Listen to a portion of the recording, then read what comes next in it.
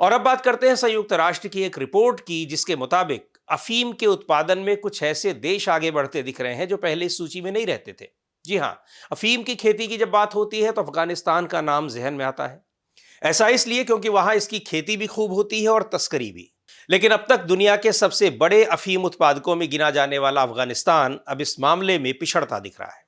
और इस मामले में आगे बढ़ने की होड़ में भारत का पड़ोसी देश म्यांमार काफी आगे निकलता दिख रहा है। म्यांमार दुनिया का नया अफीम उत्पादक देश बनकर उभर आया है। गृह युद्ध की आग में फंसे म्यांमार में इस साल अफीम की खेती ने पिछले 10 साल के रिकॉर्ड तोड़ दिए।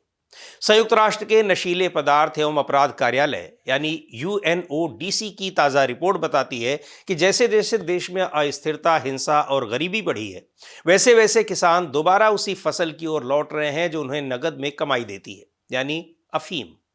यूएनओडीसी की म्यांमार ओपियम सर्वे 2025 के अनुसार अफीम की खेती का क्षेत्र 2024 की तुलना में 17% बढ़कर 53,100 हेक्टेयर हो गया है।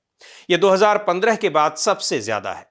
हिंसा से प्रभावित इलाकों में औसत पैदावार 13% घटी है, लेकिन बाकी इलाकों में बढ़ी हुई खेती ने इसकी भरपाई कर दी। कुल उत्पादन 1% बढ़कर करीब 1010 मीट्रिक टन पर पहुंच गया है।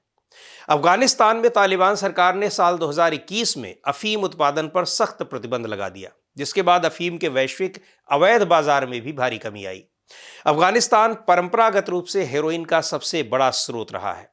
वहां उत्पादन गिरने से सप्लाई में कमी आई और भाव आसमान छूने लगे।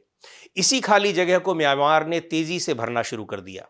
रिपोर्ट के मुताबिक यूरोप में भी अब म्यांमार से हेरोइन पहुंचने के संकेत मिले हैं। हाँ, मात्रा अभी जरूर कम है।